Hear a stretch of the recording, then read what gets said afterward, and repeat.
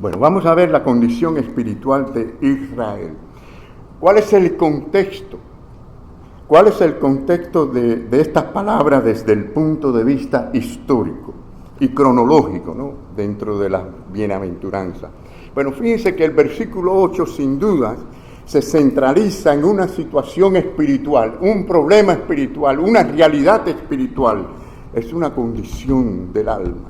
Israel se sentía agobiado, estaba cansado por el carácter ese opresivo y autoritario de los mismos fariseos. Es decir, al mismo tiempo, ellos eran la única solución, la única guía espiritual para ellos. Y lo que hacían era oprimirlos cada vez más con sus reglas y sus leyes. Los fariseos controlaban ese sistema religioso legalista. Y como ustedes saben, todo sistema legalista,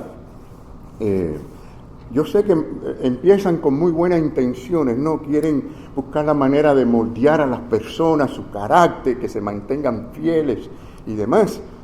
Pero lamentablemente tiende a oprimir y comienza a valorar más las obras exteriores y todo lo que se hace exteriormente que los cambios del corazón, del alma, lo que somos realmente por dentro nosotros. Es decir, la conducta externa versus la obra del Espíritu Santo dentro de nosotros. Miren, al hombre lo podemos rodear de leyes, lo podemos llenar de leyes por todos lados, pero debido a que existe lo que nosotros conocemos que es el pecado dentro de nosotros, su problema es un problema grave, es un problema espiritual.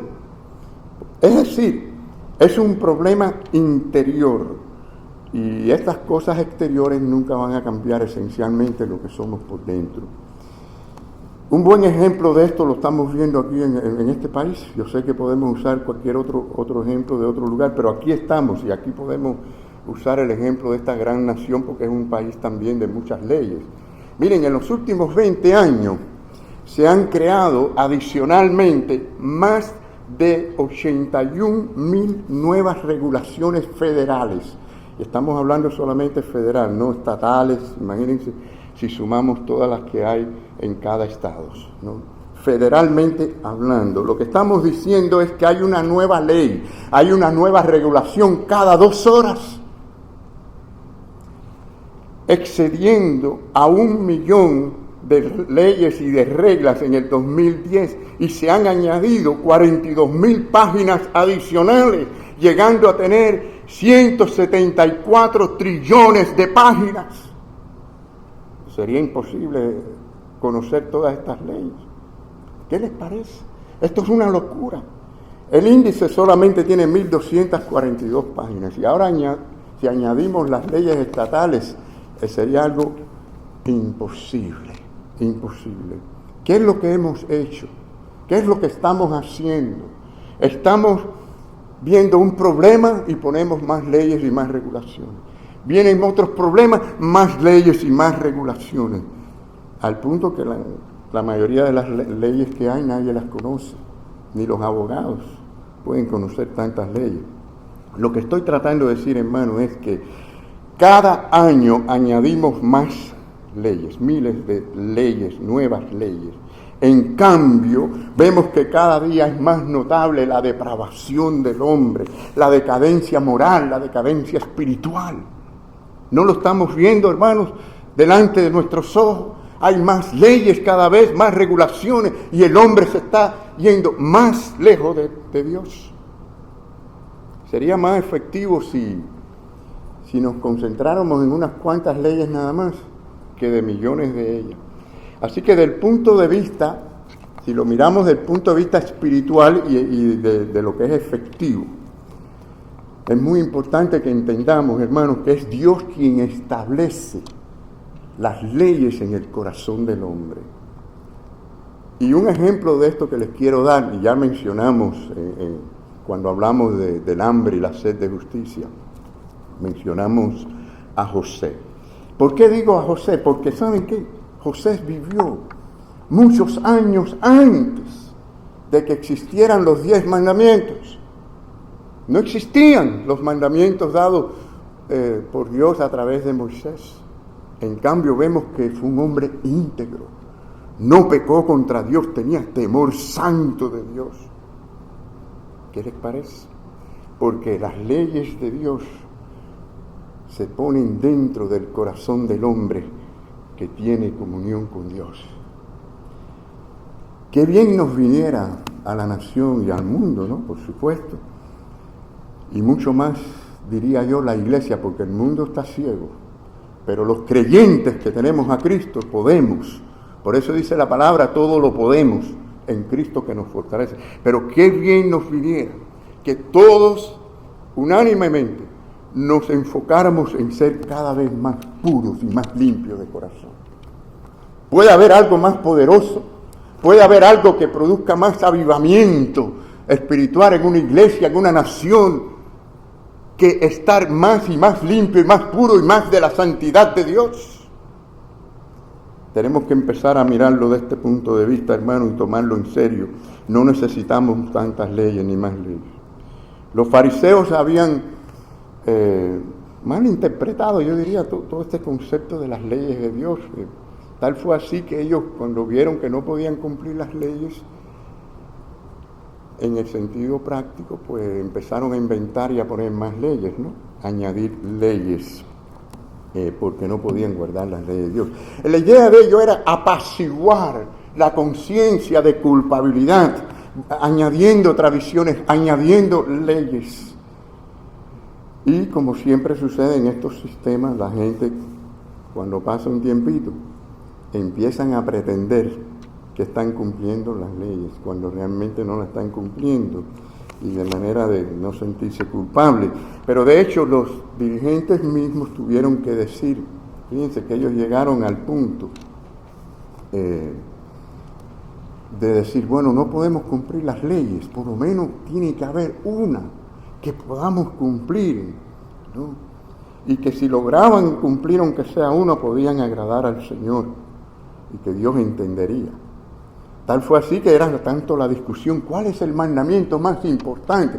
Ya se dieron cuenta, después de haber añadido más de 600 leyes en los días de Jesús, se dieron cuenta que no podían. Y empezaron a pensar, bueno, si solamente una podemos cumplir, Dios va a estar satisfecho. Cuando la Biblia misma dice que todo lo contrario. Si fallamos en una, ya hemos fallado en todas, ¿no? O sea, no estaban entendiendo este concepto, y de ahí viene la pregunta hecha por un abogado de aquellos días, un intérprete de la ley. Y yo quiero que ustedes lo vean conmigo. Allí en Mateo viene y le dice, maestro, ¿cuál es el gran mandamiento? ¿Cuál es el mandamiento? ¿Cuál es el primer mandamiento que debo cumplir para agradar a Dios? Le está diciendo Jesús. Quería buscar uno. Jesús le dio uno, dividido en dos, porque es el mandamiento del amor, pero Jesús le dijo que tenía que amar a Dios y amar al prójimo como a sí mismo. Y la idea era que se diera cuenta de que no podíamos alcanzar eso tampoco, ni ese uno, porque ¿quién ama al prójimo como a sí mismo? A ver, ¿quién se atreve a decir yo amo al prójimo como yo me amo a mí mismo? ¿Se da cuenta, mis queridos hermanos? Y aún así decimos que amamos mucho a Dios. La idea es que nos demos cuenta que somos pecadores, que necesitamos la redención de Dios, que necesitamos la obra de Cristo en nuestros corazones. Ese era el motivo de tanta discusión, de tanta frustración en aquellos días, y de los dirigentes religiosos. Sin duda estaban muy frustrados. El pueblo más bien estaba hastiados ya de tantas leyes. Lo que querían era solución, una solución a sus problemas, sus culpabilidades. Ellos sí creían que Dios había revelado su palabra, o sea, las leyes, y creían esto, pero estaban conscientes de que carecían el poder de cumplirla. Las leyes de Dios son buenas, ¿sí o no? El problema es que carecemos del poder para cumplirla, y es donde entra el poder de Cristo, la obra de Cristo en la cruz del Calvario. Y con razón, mis queridos hermanos, cuando vemos a Juan el Bautista, predicando y predicando del arrepentimiento. La gente venían porque tenían necesidad de oír cómo estar limpios. La gente quiere sentirse limpios, quieren sentirse bien delante de Dios. Bueno, las multitudes salían al desierto y ¿saben qué? También se infiltraban los fariseos y los saduceos. Algunos quizás con mala intención, pero yo diría que muchos porque también necesitaban, se daban cuenta que algo estaba mal con ellos, cansados, agobiados y necesitados de salvación. Estaban, como decimos nosotros, pidiendo a gritos por la salvación. Miren, ellos tenían conocimiento en su mayoría de las Escrituras. Sabían muchas cosas de las promesas y de las profecías del Mesías. Por ejemplo, algunos estaban conscientes de Isaías 53, al menos parte de ellas. Sabemos que los judíos no han entendido bien Isaías 53, pero sí una parte de ella, de que Dios perdonaría sus pecados, de que enviaría a uno para salvación. Yo diría que también cuando vamos a Ezequiel, ellos conocían las profecías de Ezequiel. Ezequiel 36 es precioso, porque allí habla de un Dios que iba a rociar o que va a rociar con agua, esto sería el Espíritu Santo, ¿no? Refiriéndose al Espíritu Santo, y que serían limpios, que ese Dios iba a cambiar el corazón de piedra por un corazón de carne. Un corazón de piedra no funciona, ¿verdad? En un ser humano la tecnología puede inventar de goma, de cualquier material especial que pueda buscar. Eso no funciona para el hombre, ¿verdad? Tiene que ser un corazón de carne. Bueno, Dios en lo espiritual se está refiriendo a que el hombre necesita que Dios le cambie el corazón. Y si no le cambia el corazón, es como un corazón de piedra que no funciona en relación con Dios. Necesitamos un corazón cambiado. ¿Por quién? Por Dios mismo. Dios con su gracia hace esta obra. Dios les iba a lavar de todas sus iniquidades. Y también conocían, yo estoy seguro que muchos de ellos también conocían el testimonio de David. Porque David daba mucho testimonio de que había experimentado el perdón de Dios. Ustedes lo saben. Al leer los salmos nos damos cuenta. Y hay una bienaventuranza que los judíos deseaban profundamente. Era la bienaventuranza que encontramos en el Salmo 32 de David. Miren, precisamente, díganme si no se parece a Mateo 5:8, ¿no? Bienaventurado el hombre a quien Jehová no culpa de iniquidad. O sea, una limpieza completa espiritual. Bueno, ellos lo sabían, el problema era que no los habían experimentado. Hay gente que tiene todos estos conocimientos, pero no han experimentado a Jesucristo, no han experimentado a Dios de una manera personal. Y bueno, Juan el Bautista pues predicaba y decía, arrepentidos, porque el reino de los cielos se ha acercado. Miren, un buen ejemplo de esta frustración en el corazón de los judíos lo vemos en Juan capítulo 3, respecto a Nicodemo. ¿Recuerdan a Nicodemo? Miren, Nicodemo dice así la palabra que respondió Jesús y le dijo. ¿Qué le dijo a Jesús? De cierto te digo, que el que no naciere de nuevo, no puede ver el reino de Dios. Es equivalente a decir, no podrá ver a Dios, no podrá ver la gloria de Dios. Tiene que haber un cambio en el corazón, un nuevo corazón. Ese es el nuevo nacimiento. A veces la gente cree que cambiando el ambiente, cambiando quizás el trabajo, cambiando todo lo que le rodea, las cosas van a estar bien. El problema es el interior del hombre, no importa dónde esté, no importa las condiciones alrededor, es un problema del corazón. Y fíjense que cuando hay un nuevo nacimiento está hablando de que ya no somos iguales, no somos el mismo ser, es un ser que vive ahora para Dios, para adorar al Señor. Bueno, Nicodemo, ¿saben quién era Nicodemo, no? Este era un hombre fariseo, un hombre conocedor de las Escrituras, pero yo veo que era bastante honesto por lo que veo aquí, porque él muestra darse cuenta que algo le falta para que un hombre a esta altura, o de esta altura, fuera privadamente a ver a Jesús para oír de él más. Pues tenemos que decir que él sentía que algo le faltaba allí. Y según el versículo 1 dice que él era fariseo, maestro y gobernante de los judíos. Pero su corazón estaba con ansiedad y estaba vacío. Y viene Jesús y miren, Jesús le responde sin que él haga la pregunta. Primero él viene y se introduce, ¿no? Y lo hizo muy bien, ¿no? Dice, Rabí, sabemos que has venido de Dios como maestro, porque nadie puede hacer estas señales que tú haces si no está Dios con él. Bueno, no sabemos cuáles señales, cuántas señales hizo Jesús. Hay muchas señales que el Señor hizo que no están acá escritas, pero él vio suficiente obra y señales delante de él para saber que Jesucristo era algo especial, único y que había venido de Dios. Al menos tuvo algo de discernimiento, vamos a decir, por la gracia de Dios. Y sabía que Cristo había venido de Dios. Pero él tenía en su corazón una pregunta, que no la hizo, pero sabemos que la tenía porque la respuesta de Jesús nos dice que había una pregunta en su corazón. Y vamos a decir más o menos, ¿no? Él tenía esta pregunta así en su corazón que decía, ¿qué tengo que hacer para ser justo? Para poder entrar en el reino de los cielos, para ser un hijo de Dios, para estar redimido. Nicodemo, como les dije, nunca hizo esta pregunta, pero miren lo que pasa. Dice que Jesús le responde, ¿no? Respondió Jesús. ¿No es esto maravilloso, hermano? Que el Señor responda a las inquietudes de nuestro corazón, aun cuando no le preguntamos. Él las ve, Él las conoce, pero Él sabe cuál es la inquietud.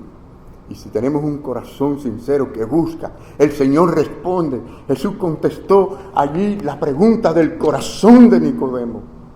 ¿Hay alguna inquietud en tu corazón? ¿Hay alguna pregunta así grande, importante para tu vida espiritual? El Señor la va a responder, si es cierto. Ahora miren que el Señor responde. Él hace esta introducción, pero responde como si Nicodemo hubiera hecho una pregunta, ¿no? Viene y le dice, de cierto te digo, que el que no naciere de nuevo no puede ver el reino de Dios. Esta es la respuesta de Jesús, ¿no? No podrá, ¿verdad?, entrar en el reino de los cielos, no podrá ver a Dios, no podrá experimentar la gloria de Dios si no hay un nuevo nacimiento. Bueno, tal parece que Nicodemo se está examinando a sí mismo, y esto es muy importante, examinarnos. No mirar cómo yo fui en el pasado, las veces que hice cosas para Dios, no, mirarme ahora cómo estoy. Y Nicodemo se estaba examinando a sí mismo. Él seguro que dijo, bueno, yo soy fariseo, estoy tratando y he tratado toda mi vida de seguir las leyes de Dios, pero me doy cuenta que esto no es suficiente. Y bueno, fue suficiente honesto para decir esto. Y eso que había en el corazón de Nicodemo era el mismo problema, hermanos, que había en el corazón de los judíos. Y es el mismo problema que hay en el corazón de muchas personas religiosas. Miren, tal era así. ¿Recuerdan cuando Jesucristo alimentó milagrosamente a 5,000 personas? ¿Recuerdan eso? Al día siguiente vinieron con la pregunta. Volvemos a esta pregunta. ¿Cuál fue la pregunta? Le dijeron a Jesús, ¿qué debemos de hacer para poner en práctica las obras de Dios? Respondió Jesús y le dijo, esta es la obra de Dios. Miren esto, hermano, ¿cuál es la obra? Primero entendamos que está diciendo que es obra de Dios. Dios obra. ¿Y para qué obra Dios? Dice, para que creáis en el que Él ha enviado, es decir, en Jesucristo. Para que creamos en Jesucristo. Esta es la obra de la gracia de Dios. Para que creamos en Jesucristo y por medio de esto tenemos la vida eterna. Bueno, ellos querían algo real, necesitaban saber cómo es que realmente se podía tener la vida eterna, y con razón. Las personas normalmente que empiezan a profundizar en las cosas espirituales comienzan a pensar en el más allá, y algunos que nos vamos poniendo más de edad vamos pensando en que la muerte se acerca. ¿Y cómo será esto del más allá? ¿Qué será de mi vida en la eternidad? Y la gente se empiezan a preocupar un poco más. Y ellos estaban como sintiéndose sin una solución, sin una seguridad de salvación. Y vemos que dice así, en este caso, fíjense lo que dice en Lucas 10, 25. Dice, y he aquí un intérprete de la ley se levantó y dijo, para probarle, maestro, ¿haciendo qué cosa heredaré la vida eterna? Bueno, de nuevo estamos viendo el mismo énfasis. Querían saber cómo tener la vida eterna. ¿Cómo es posible que un pueblo tan religioso, con tantos líderes allí religiosos, y estaban todos preguntándose estas preguntas? ¿Cómo puedo ser salvo? ¿Cómo puedo tener vida eterna? Claro que Jesús les respondió de la misma manera, ¿no? Amar a Dios y amar al prójimo, si es cuestión de hacer obra. Pero, ¿quién puede realmente alcanzarlo? Y la idea de Jesús es que se dieran cuenta que necesitaban de la misericordia de Dios, necesitaban del Mesías que estaba delante de ellos. Bueno, un judío honesto diría algo así como, ¿cómo podré yo jamás entrar en el reino de los cielos cuando soy incapaz de guardar las leyes? Y esto hace que se produzca la pregunta que Jesús contesta en las bienaventuranzas. Bienaventurados los de limpio corazón, porque ellos verán al Señor. Bueno, las multitudes habían oído a Jesús, habían visto los milagros, pero ellos necesitaban experimentar a Dios en su corazón. Es como las personas que vayan a la iglesia, pero alguna persona sabe que no ha experimentado a Jesucristo en su corazón, que no hay un cambio en su vida. Y esto es importante que lo analicemos. Así estaban ellos, muy religiosos, pero no tenían allí a Cristo en su corazón y estaban buscando. Bueno, esta limpieza, como les he dicho, hermanos, no se logra por nada exterior, solamente a través de Jesucristo. Vamos a ver en Lucas 18:11, hay como una filosofía, ¿no? Que la gente dice, bueno, hay una filosofía que dice, bueno, si tú quieres sentirte bien, si tú quieres sentirte seguro, pues lo que tienes que hacer es mirar a personas que están en una peor posición que usted. Es decir, quieres medir tu moralidad, tu ética, tu bondad, quieres medir tu carácter, busca a alguien que está peor que tú y te vas a sentir bien. ¿Qué les parece esto? Hermanos, eso es una manera de engañarnos a nosotros mismos porque no nos vemos como Dios nos ve a nosotros. ¿Cómo queremos vernos? ¿Como Dios nos ve o como la gente nos ve? Pensemos bien. Bueno, fíjense que este era el problema de los fariseos. Miren cómo oró este fariseo. Tremenda oración esta, o mejor dicho, terrible oración. El fariseo puesto en pie oraba consigo mismo de esta manera: Dios, te doy gracias porque no soy como los otros hombres, ladrones, injustos, adúlteros, ni aun como este publicano. Wow. Miren, hermanos, sin darnos cuenta, mucha gente no oran así, pero así viven, midiéndose por otros, sintiéndose mejor porque se ven mejores que otros en la conducta exterior.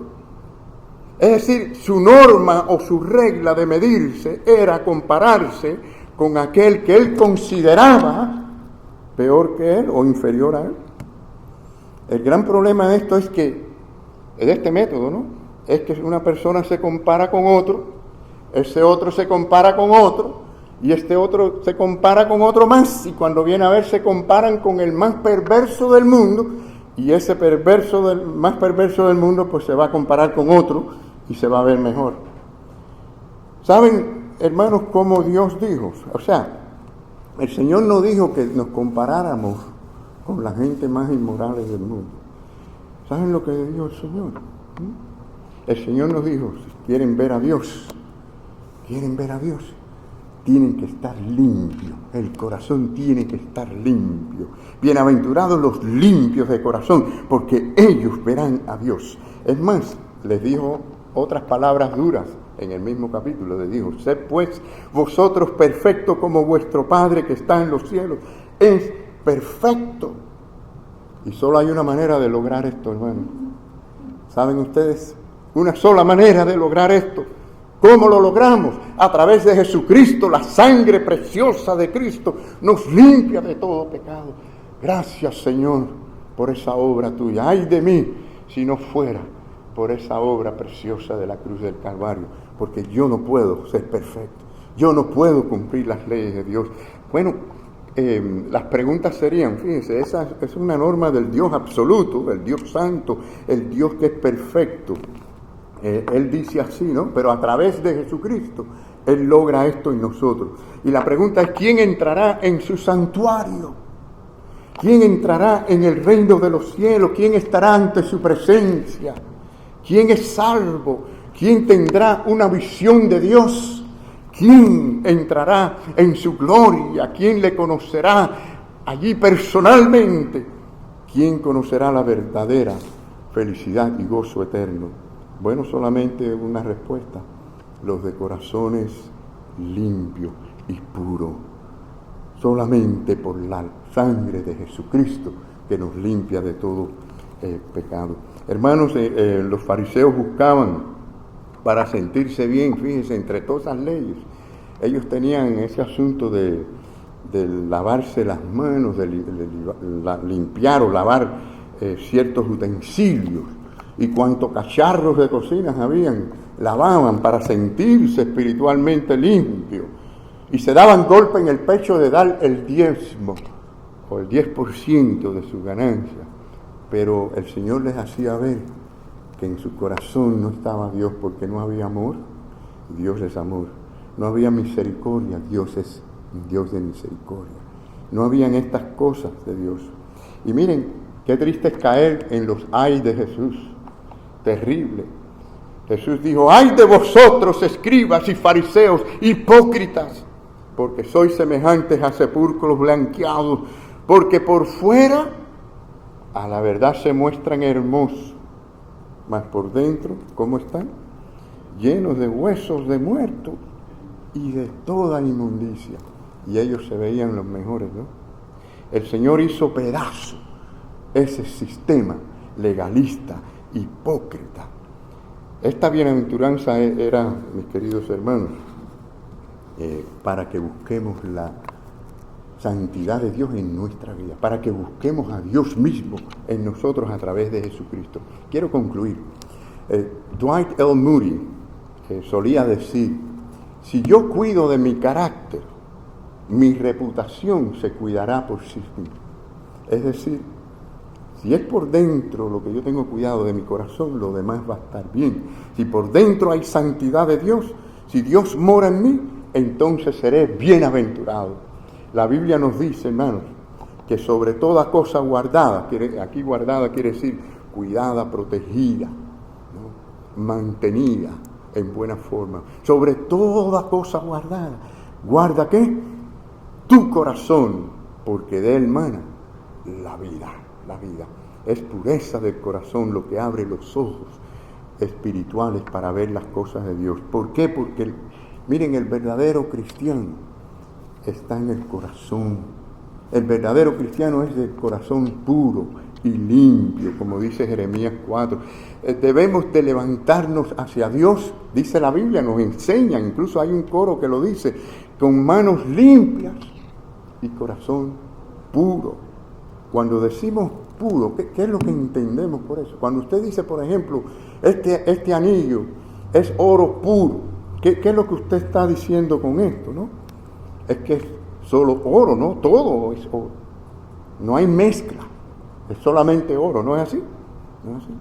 Así que el corazón del hombre limpio por la sangre de Jesucristo no se mezcla con las cosas del mundo. Ese es limpio y puro. Y ese no mira atrás, sino sigue por un sendero, por un camino que es Jesucristo mismo. El corazón debe ser purificado, mis queridos hermanos, por la fe nuestra en Jesucristo. Es reservado por el amor, ¿verdad?, de Dios. Y por esta pureza de corazón es que debemos pedir. Y yo les pido a ustedes que nos unamos todos en esta mañana para terminar. Y digamos, como decía David, que tengamos este deseo y esta petición al Señor de todo corazón. que con toda sinceridad deseemos esto y le digamos a Dios: crea en mí, oh Dios, un corazón limpio. Vamos a decirlos todos juntos.